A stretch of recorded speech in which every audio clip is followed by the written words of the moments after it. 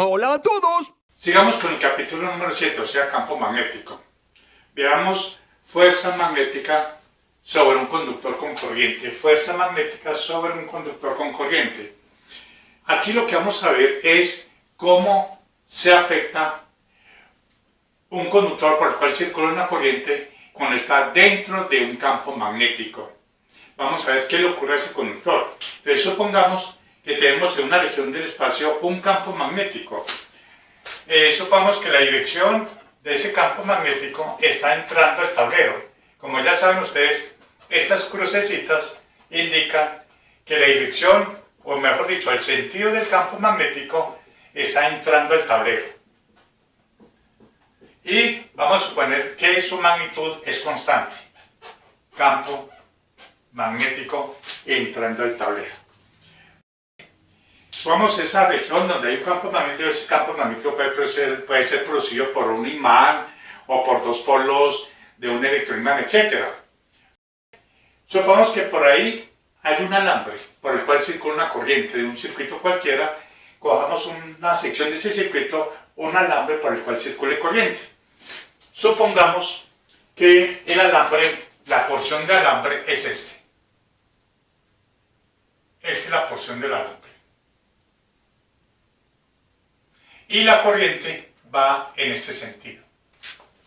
La corriente que circula por ese pedazo de alambre. Como circula una corriente por ahí, entonces cojamos un diferencial de longitud de ese conductor. Supongamos por acá un diferencial de longitud. Ese diferencial de longitud, pero ya saben ustedes que se representa por medio de un vector de L, tangente en ese punto donde estamos considerando el diferencial de longitud. Ese pedacito de longitud del conductor, ese diferencial de longitud del conductor, va a tener una pequeña porción de carga eléctrica que se está moviendo ahí, la que está produciendo esa corriente. Por lo tanto, aquí va a haber, dentro de esa pequeña porción de longitud, va a haber un diferencial de carga. Un diferencial de carga. Ahí. Que se está moviendo con una velocidad de arrastre dentro del conductor en esa dirección. Como ya sabemos que toda carga eléctrica que se mueve dentro de un campo magnético experimenta una fuerza lateral, o sea, perpendicular a su desplazamiento. Entonces, si tenemos esta pequeña porción de carga que se está moviendo por acá, que es la que está produciendo la corriente eléctrica y en presencia de ese campo magnético, entonces debe aparecer un diferencial de fuerza dada por dQ B cruz B. Recuerden la fórmula. Fuerza es igual a Q B cruz B. La fuerza lateral que actúa sobre una carga que se mueve con una cierta velocidad en presencia de un campo magnético. Aquí estamos haciendo con diferencial porque se está moviendo es un pedacito de carga. Por lo tanto, se va a producir un pedacito de fuerza sobre esa carga. Esa es la fórmula. ¿En qué dirección va? Pues por la regla de la mano derecha es un producto cruz. Entonces sería velocidad de la carga se mueve en la dirección del dl. B, cruz, campo magnético que está entrando por la regla de la mano derecha. El pulgar nos apunta en esta dirección.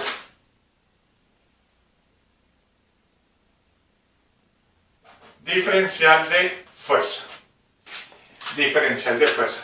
En esa dirección iría el pedacito de fuerza sobre ese pedacito de carga.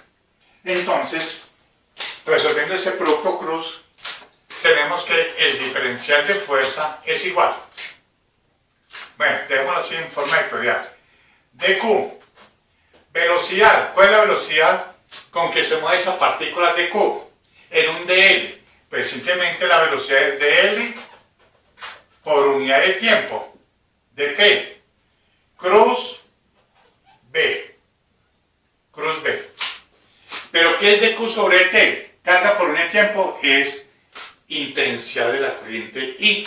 Por lo tanto, diferencial de fuerza será igual a I por dl cruz B. Cruz B. Este sería el pedacito de fuerza en forma vectorial que se ejerce sobre ese pedacito de carga que se mueve en ese punto del conductor. Va en esta dirección. Para hallar la fuerza total de todo el conductor, de todos los pedacitos de carga que se están moviendo en ese conductor, integramos. Por lo tanto, la fuerza sería igual a la integral de I por dl cruz B.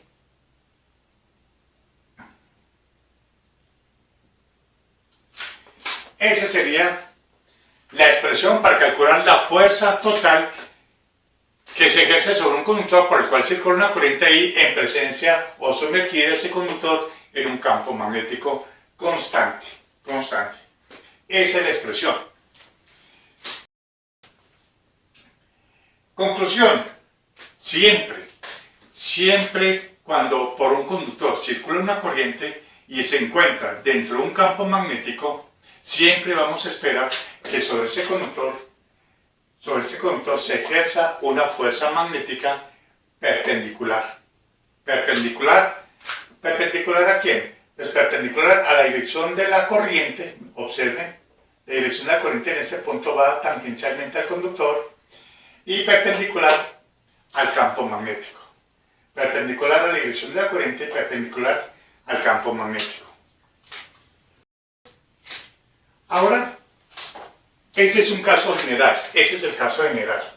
Ahora veamos un caso más particular que vamos a utilizar mucho, y es cuando el conductor es un conductor recto de longitud L y para el cual circula una corriente I. Entonces decimos, para el caso de un conductor recto y longitud L. Supongamos que el campo magnético es este. 10 segundos más tarde. Campo magnético. Y que el conductor, supongamos que sea este. Que ese sea nuestro conductor. Un conductor recto de longitud L.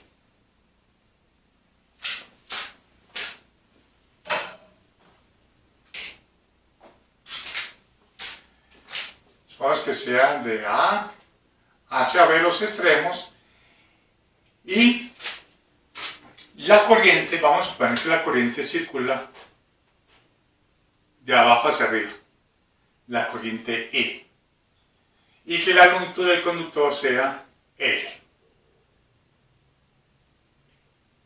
Vamos a suponer ese caso, que es un caso particular, pero que es más general. Entonces, aplicando nuevamente esa fuerza, vemos que la fuerza es igual a I, la integral de I por dl cruz B, desde A hacia B. Desde A hacia B. Estoy aplicando esta ecuación. Bueno, primero resolvamos ese producto cruz.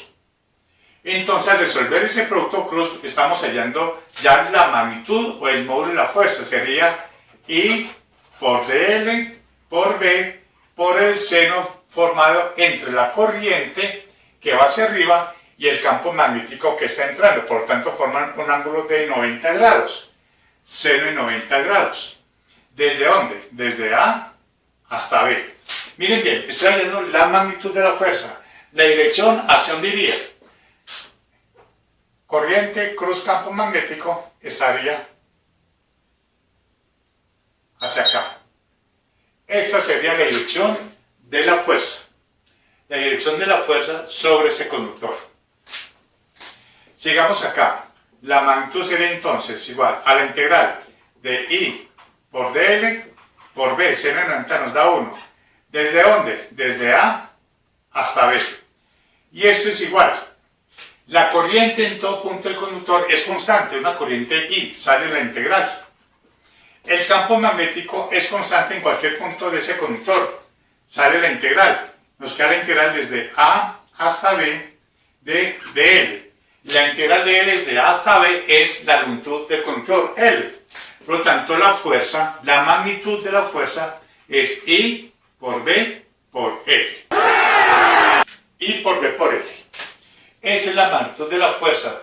La dirección, como pueden ver acá, va hacia la izquierda, por el producto cruz. Corriente, campo magnético, y el pulgar nos indica hacia la izquierda. Por lo tanto, esa es la expresión de la fuerza que se ejerce un conductor cuando es un conductor recto de una longitud L y cuando ese conductor está perpendicular al campo magnético. Sigamos con esto. Veamos momento o torque sobre una espira con corriente.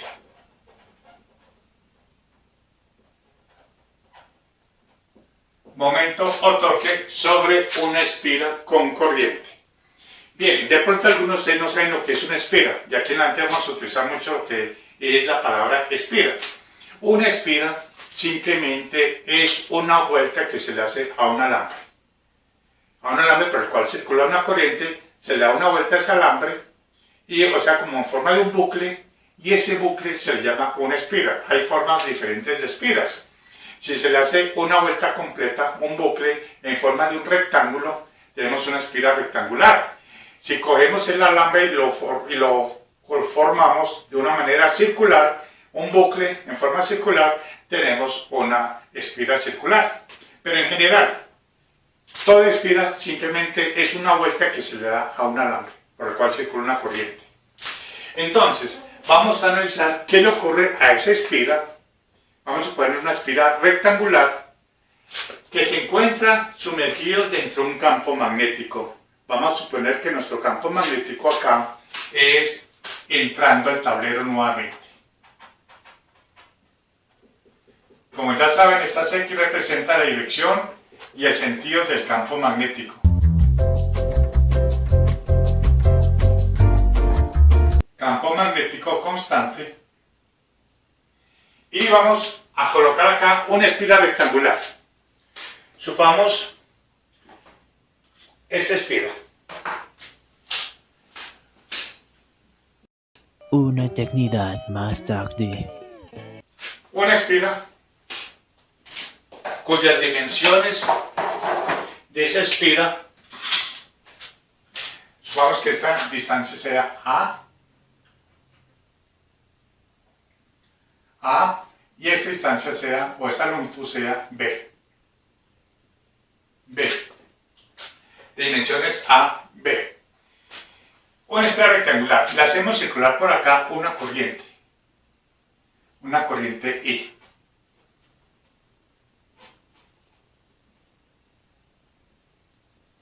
Una corriente I. De pronto ustedes podrán pensar, bueno, tenemos una espira circular, ¿por qué circula una corriente si está cerrada? ¿Dónde se alimenta la corriente? Lo que pasa es que lo hacemos de esa manera, pero realmente, físicamente, sería una espira de esta manera. Donde aquí se conecta pues a una batería, para que empiece a circular corriente por acá, y se cierra el circuito por acá, y se cierra el circuito. Hace esto. Es eso. Simplemente que acá, por nuestro análisis físico, cerramos esta partecita de acá, la cerramos. Pero físicamente tiene que ser así, porque si no, de esa manera, ¿cómo va a circular una corriente si no se está alimentando por medio de una fuente? Repito, físicamente es así, pero para nuestro análisis físico vamos a cerrarlo acá, no importa. Eso no afecta para nada el análisis físico. Vemos que la espira se comporta acá, se compone de 4 conductores rectos. Ese conductor vamos a llamar el conductor de A mayúscula, B mayúscula, C mayúscula y D mayúscula, los vértices. Analicemos cada una de esas secciones de la espira, las secciones rectas de esos conductores. Pues para la sección A, B, para la sección AB, aplicamos la formulita. La corriente, ya vemos esa fuerza, llamémosla F1, será igual a la corriente I.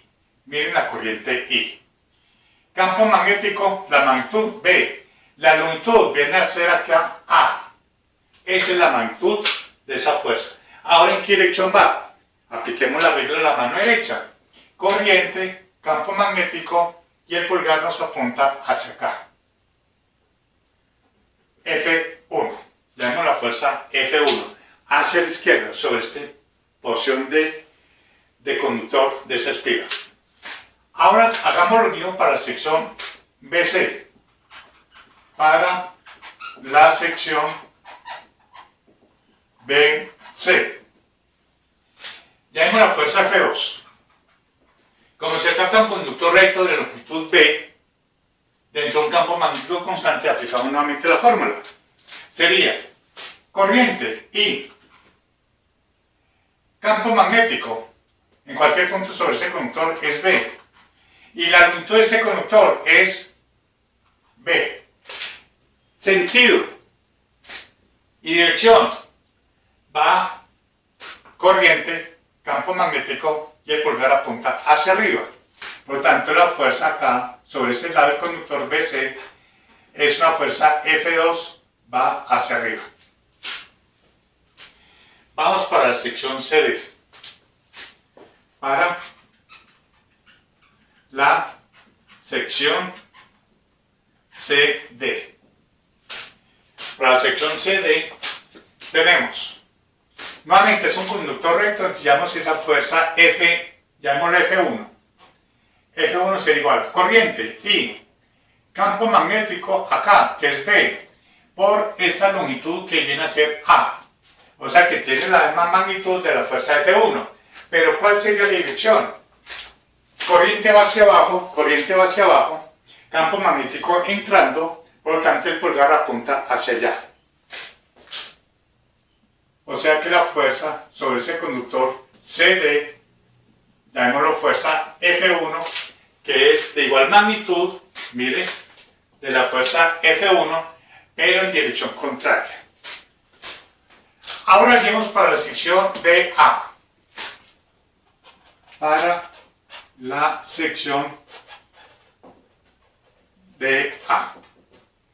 Sería, llamémoslo F2, ya que va a ser la misma magnitud de esta fuerza F2. F2 sería igual, corriente, campo magnético que es B, y la longitud que viene a ser B. Esa es la magnitud.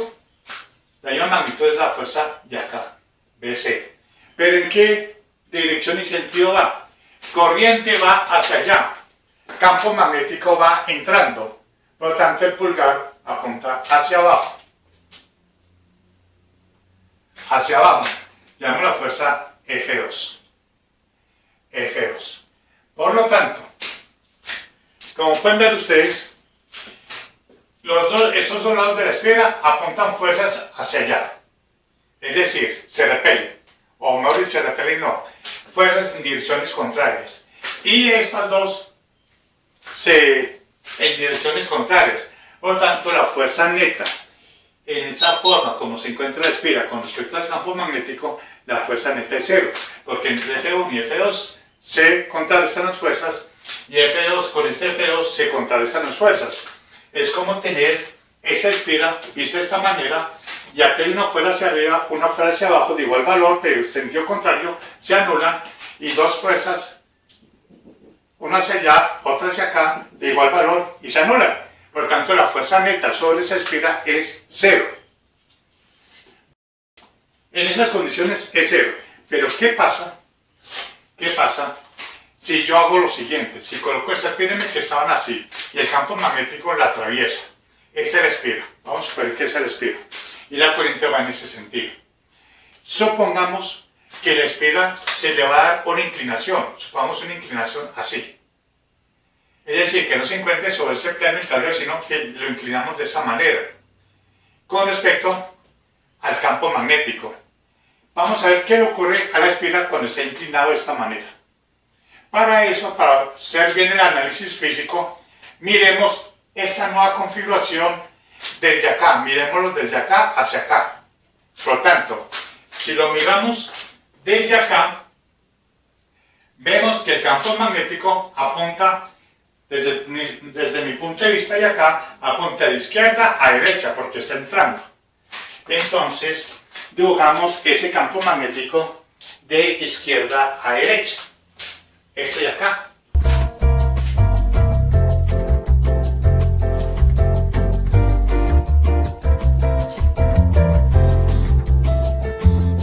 Bien, ese es el campo magnético. Mirando desde acá, vemos que el campo magnético apunta de izquierda a derecha. O sea, de izquierda a derecha. Ese es el campo magnético. Ahora, como la espiral dijimos que estaba así inclinada, y la estamos viendo desde acá, vemos que la espiral estamos viendo este lado nada más. Los otros tres lados se encuentran allá, en el fondo del tablero. O sea que estaríamos mirando ¿cuál lado? El lado CD, pero inclinado, de esta manera, inclinado hacia la izquierda. Por lo tanto, la inclinación sería esta.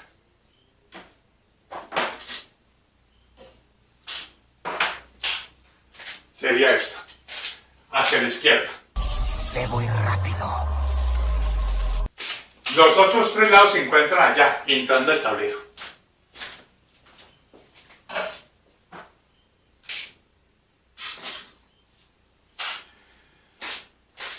Por tanto, este es el lado CD, el lado CD, porque estamos mirando así, la espiral. Los otros tres lados se encuentran en el fondo. Supongamos que ese es el punto medio. Y miren bien, el lado CB, C y el punto B, la arista B, se encuentra en el fondo. Este lado se encuentra en el fondo. Ven ustedes que el campo, la fuerza va hacia arriba. Mírenlo acá. F2. Y el lado de A. El A se encuentra allí en el fondo. Lo estamos mirando desde acá, de perfil sería de A. D y A se encuentra allá en el fondo. Ven ustedes que la fuerza apunta hacia abajo. F2. F2. Y las otras dos fuerzas, observen, así, se encuentra así. Esta fuerza hacia allá y esta fuerza hacia acá. Miren que las dos fuerzas se anulan. Se anulan, mientras que sobre este lado, que es el lado CB,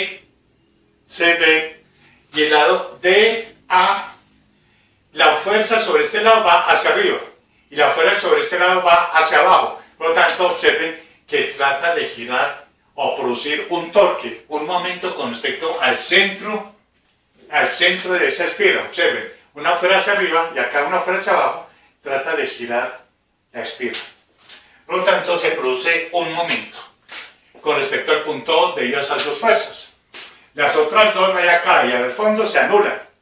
Por lo tanto, momento con respecto al punto O sería igual al momento debido a la fuerza, llamémosla F2, debido a la fuerza de 2, más el momento debido a la fuerza F2. Pero este de acá, bueno, llamémoslo sobre C, y el momento de ello a el punto D, punto de aplicación, digámoslo así. ¿Cuánto es el momento aplicado la fuerza sobre el punto C o sobre el lado C, CB? Esas preguntas no me dejan dormir en la noche. Si ustedes recuerdan la fórmula del momento, el momento sobre el lado C será igual a la magnitud de la fuerza, F2, por la distancia, o sea, lo que llamamos el brazo, desde el punto de aplicación de la fuerza hasta el punto con donde queremos hallar el momento con respecto al momento total, acá. Esa distancia, digamos, esa distancia sería, si esto es A, la mitad es A medios, no, esto es A. Por lo tanto, de acá hasta acá sería A medios. Por el seno del ángulo formado entre la prolongación de este vector, que llamamos el vector radial, que sale desde el centro prolongado, la dirección del vector, digamos el vector R, con la proyección de la fuerza, o sea, este ángulo. Este ángulo. ¿Recuerdan la fórmula del momento? Momento es igual a R cruz F. Ustedes ya saben eso de la física de mecánica. Supongamos que usted tiene un cuerpo acá y vamos a hallar el momento con respecto al punto O, con respecto a este punto. Y este es un cuerpo. Y se le está aplicando una fuerza, supongamos, en esta dirección. Una fuerza F. Entonces, esta fuerza aplicada en este punto del cuerpo se va a producir un torque, un giro de este cuerpo con respecto a este punto. ¿Cómo se calcula? Pues momento con respecto al punto O será igual R. R es el vector de posición que va del punto donde queremos hallar el momento con respecto a ese punto hasta el punto de aplicación de la fuerza. Ese sería R. Cruz, porque el momento es un producto cruz, producto vectorial. Cruz F. Cruz F. Así se halla. R cruz F. La magnitud sería la magnitud de R, que es la distancia entre el punto, entre el punto donde queremos hallar la fuerza, el torque o el momento, hasta el punto de aplicación de la fuerza. Por la magnitud de la fuerza y por el seno del ángulo formado entre la prolongación del vector R, con la fuerza. Este sería el ángulo teta, seno de teta. Y es lo que estoy aplicando acá. La prolongación del vector R, que es el punto O, hasta aplicación de la fuerza, la prolongamos, y el ángulo formado entre esa prolongación con la fuerza lo llamamos seno de teta. M sub T sea el momento aplicado acá, en ese punto, de la distancia entre D y A, de ese conductor. Sería lo mismo. La magnitud de la fuerza F2 por la distancia desde acá del punto O, donde queremos hallar el momento con respecto a ese punto, hasta el punto de aplicación de la fuerza. Esa distancia es la mitad de A medios. Por el seno prolongamos este vector R, ese sería el ángulo teta, seno de teta. ¿Por qué? Porque este ángulo es igual a este ángulo teta de acá. Para hallar el momento total, simplemente sumamos. Sería, como esto es igual, sería 2 veces F2 por A medios por el seno de teta. Bien, esa es la magnitud. Pero ¿cuál es la dirección del momento? O sea, del vector torque o momento. Producto cruz. R cruz F. El pulgar apunta entrando. Y acá, R. Miren el vector R. Cruz F. El pulgar sigue apuntando. Por tanto, la dirección del momento total sobre esa esfera es entrando al tablero. O, miren esta otra manera, por eso es una suma, esas dos, porque el momento de esta fuerza con respecto al punto O hace que esta esfera trate de girar en ese sentido, con respecto, claro, está al punto O. Y la fuerza F2 aplicado acá hace que esa esfera también trate de girar en el mismo sentido, Por tanto, se suma. Porque los dos giros van en el mismo sentido. Y nos queda esto. Por lo tanto, esto es igual a F2 por A seno de teta. ¿Y qué es la magnitud de F2? Buena pregunta, hermano. Buena pregunta.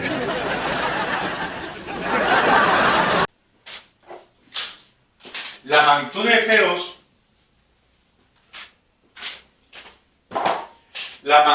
F2, es, miremos por acá, es I por B por B. Donde F2 es igual a I por B, reemplazamos momento, será igual a I por A por B por el seno de teta. Pero ¿qué es A por B? Muy buena pregunta. ¿Qué es A por B? La distancia anchura de la espira. Por la longitud de la espira, eso viene a ser el área de la espira. Donde A por B será igual a A mayúscula, área de la espira. Área de la espira. El área de la espira. Por lo tanto, momento será igual I por A por B seno de teta. Seno de teta. Ese es el momento sobre la espira. Cuando se inclina un poco, miren que la espira trata de girar en el sentido, en este caso, en sentido horario. Con respecto, claro está, al punto O. Aquí vamos a definir un término que es muy importante. Definiendo que mu, llamémoslo mu sub b, igual al producto de la corriente por el área. Claro, eso es una espira. Si hay muchas espiras, si hay n espiras, pues sería el producto de n veces espiras y por A. Pero aquí estamos analizando es para una espira. Esto es momento de dipolo magnético. Caracoles, vaya ergo, Batman. El momento de dipolo magnético mu sub B. Le coloco un subíndice B para que no lo confundan con la permeabilidad magnética. Mu sub B, momento del dipolo magnético. La magnitud es I por A, es un vector. Miren bien, el momento del dipolo magnético es un vector que tiene magnitud, dirección y sentido. La magnitud es I por A. Su dirección y sentido, veamos cómo se hace. Para hallar la dirección y el sentido del momento del dipolo magnético de esta espira, bueno, en estas condiciones acá, se hace lo siguiente. Cogemos, ojo con esto, cogemos la espira de perfil con estos dedos, en el sentido en que va la corriente. Observen acá. Aquí la corriente, observen que la corriente entre C y D, o sea, este lado, y este lado la corriente va bajando. Por lo tanto, aquí la corriente va bajando. Si estamos mirando de esta manera, ese es el lado CD. La corriente va bajando. Entonces, ¿qué hacemos? Cogemos la espira de perfil. Con estos dedos apuntando en el sentido en que va la corriente, observen. Esos dedos apuntan en el sentido en que va la corriente de perfil. Y manteniendo el pulgar aquí perpendicular a esos dedos, nos va a indicar el sentido y la dirección del vector mu. Como pueden ver, ese pulgar siempre va a ser perpendicular al plano de la espira. Esa va a ser la dirección. ¿Y cuál es el sentido? Miren, el pulgar apunta hacia allá. Por lo tanto, según eso, el vector mu va a tener esta dirección. Mu sub B. El vector mu sub B. Ahora, si lo queremos ver acá en esta configuración, cogemos la espira de perfil, miren, de perfil, con estos desapuntados en el sentido en que va la corriente. Observen que la corriente va en ese sentido. Y el pulgar nos va a apuntar perpendicular al plano de la espira y entrando al tablero. Aquí en este caso el vector mu iría entrando al tablero. Aquí en este caso. Mu sub B entrando al tablero. Acá sería de esta manera y el vector mu sería hacia allá, perpendicular al plano de la espira. Por lo tanto, este ángulo, por ser ángulos respectivamente perpendiculares, este lado es perpendicular a este lado y este lado es perpendicular a ver, este lado es perpendicular a este lado y este lado es perpendicular a este lado. Por lo tanto, este ángulo es θ, o sea, el ángulo que forma el vector perpendicular a la espira, al plano de la espira, con la dirección del campo magnético, observen. Por lo tanto, mu sub b en forma vectorial sería la magnitud I por A por el vector U sub n, donde el vector U sub n es este vector de acá. Vamos a colocarlo en verde.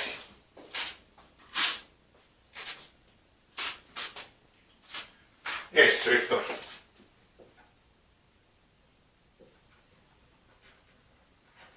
Ese sería U sub n. U sub n. Ese de acá que nos va a la dirección, el vector unitario que nos va a la dirección perpendicular al plano de la espira. Ese es el momento del dipolo magnético. Sería este. Aquí es su magnitud y aquí ya en forma vectorial. Entonces ya una vez definido esto, nos quedaría que el momento en forma vectorial sería igual a I por A, que es mu sub b, la magnitud, mu sub b por b, por el seno de θ. En forma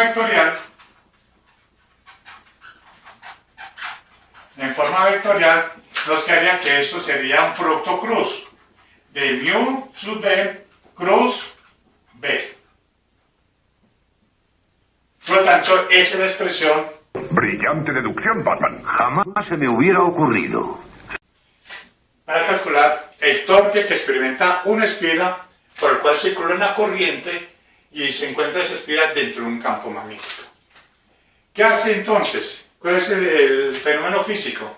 Que si se coloca una espira o varias espiras con corriente eléctrica en presencia de un campo magnético, esas espiras tienden a rotar, a girar por la acción de ese momento. Tienden a rotar. Como no sé si habrán caído en cuenta, ese es el principio físico de los motores eléctricos.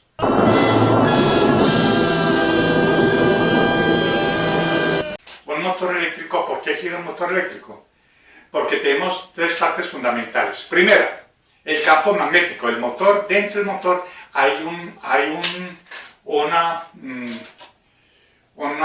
campo magnético artificial, bueno, digamos artificial no, unas bobinas que crean un campo magnético. Y encerradas en esas bobinas se encuentran las espiras, o sea, las bobinas. Enchufamos el motor para que circule una corriente por esas bobinas. Entonces ya tenemos las tres cosas. Campo magnético, que es donde se encuentra lo que se llama el estator del motor, la parte quieta del motor. Ahí tenemos unos polos magnéticos, debido a unos electroimanes, que crean un campo magnético, primera parte. Segunda parte de la receta es las bobinas, adentro se encuentran unas bobinas. Tercera parte de la receta es la corriente eléctrica. Lo enchufamos al motor para que circule dentro de las bobinas una corriente eléctrica. Ya tenemos las tres partes de la receta. ¿Y qué ocurre? Empieza a producirse un toque, empieza a girar el motor, o sea, las bobinas, empieza a girar la bobina.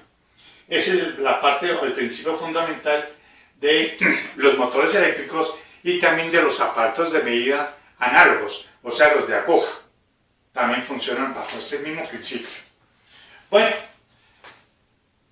ya sabemos que toda una espira con corriente tiene un momento del dipolo magnético, y entre otras cosas, el momento del dipolo magnético es la estructura magnética más simple que existe en la naturaleza, el dipolo magnético. La estructura magnética más simple que existe, pero eléctrica, la estructura eléctrica más simple es una carga eléctrica, ya sea positiva o negativa. Pero la estructura magnética más simple es un dipolo magnético.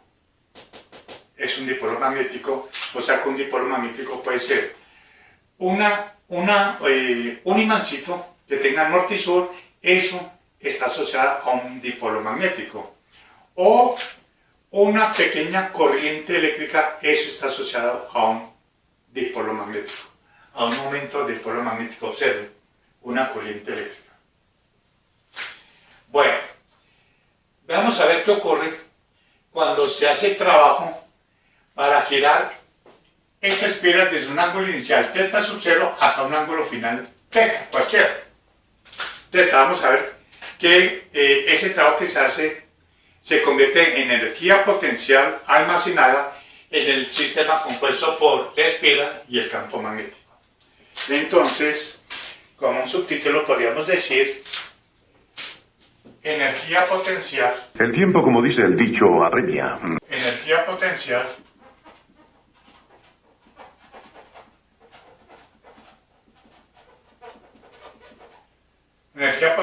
almacenada en el sistema espira campo magnético.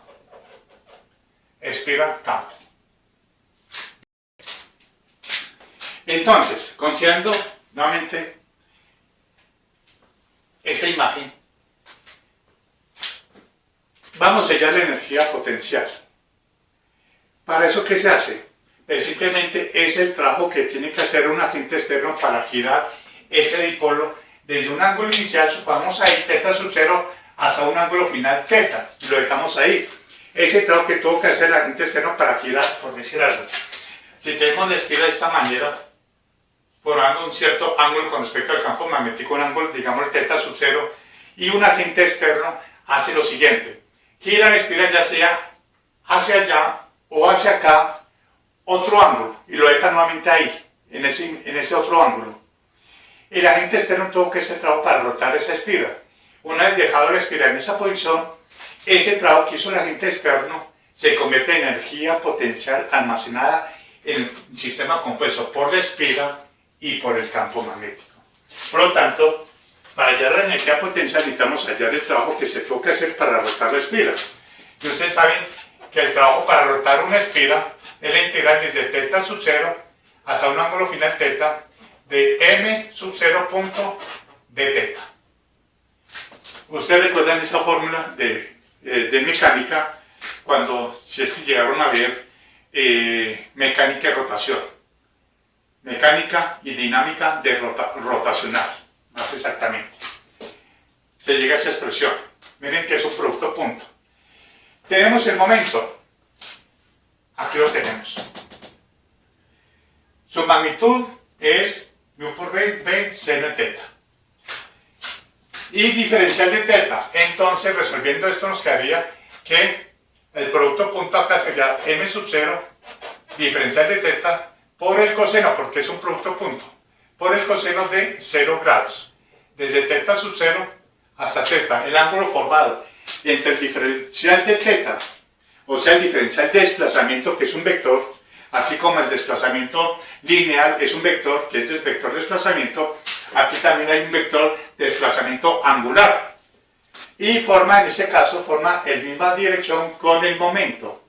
Por lo tanto, coseno de 0 grados.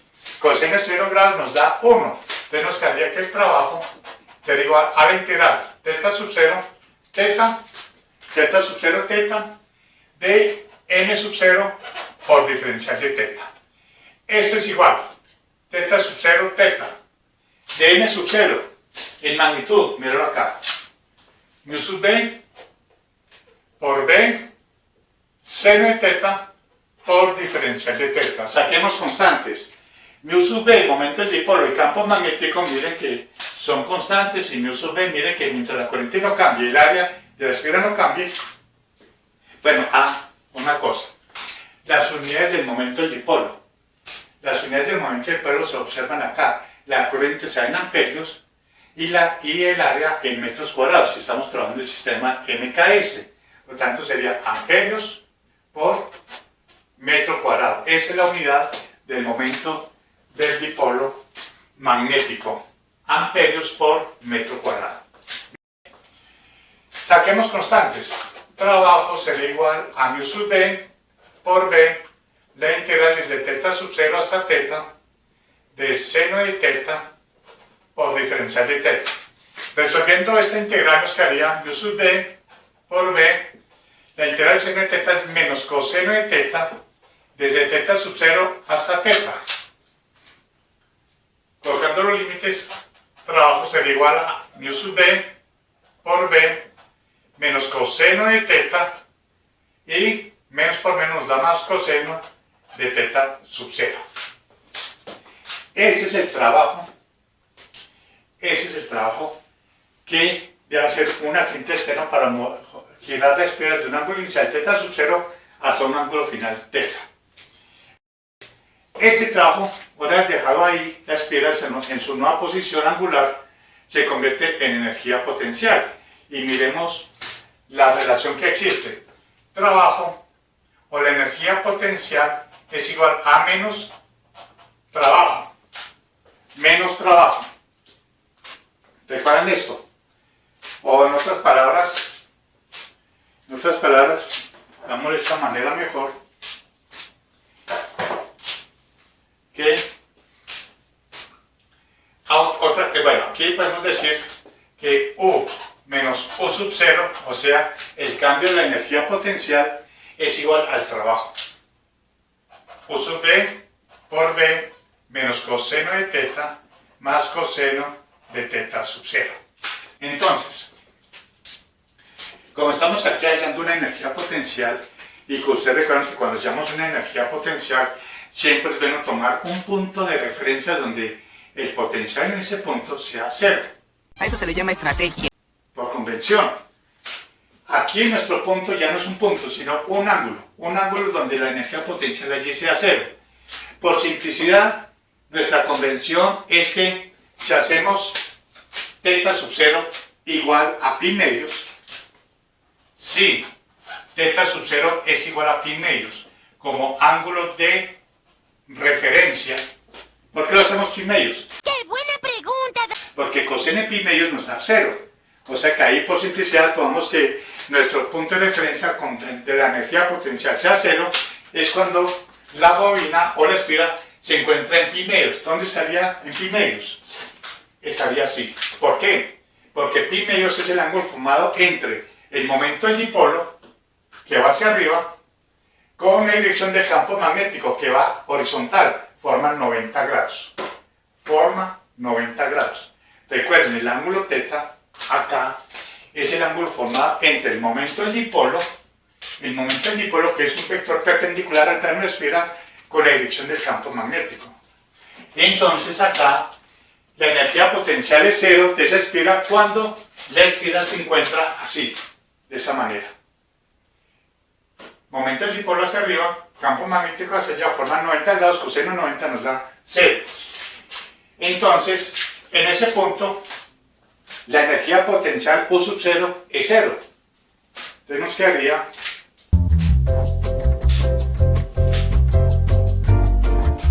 acá tenemos que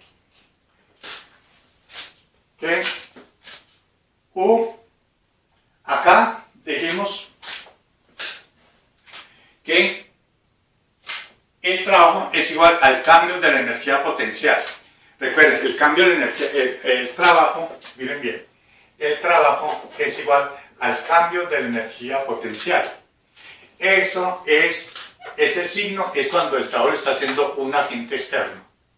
Como en este caso lo estamos haciendo, miren, delta U menos U sub 0 es delta trabajo, igual a esa expresión que es W.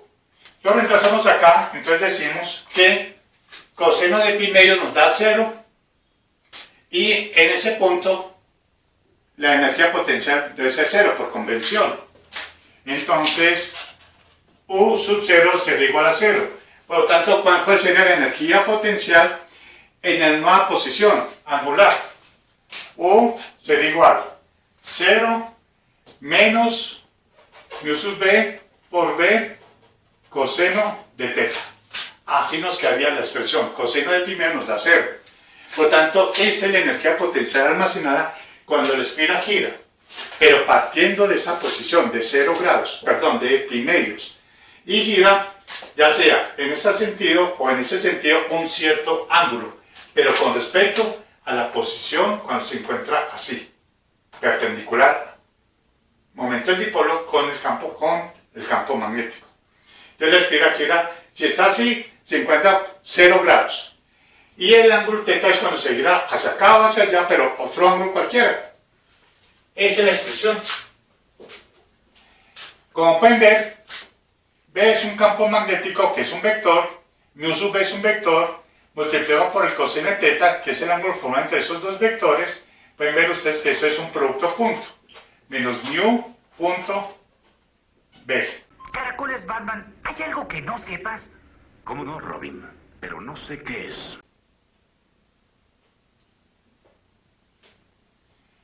Menos mu punto b. O sea, la energía potencial es un producto punto, claro, porque esto es un escalar, menos mu punto b. El signo negativo es porque la energía potencial que se almacenó es debido a que sobre el sistema se hizo un trabajo debido a un agente externo.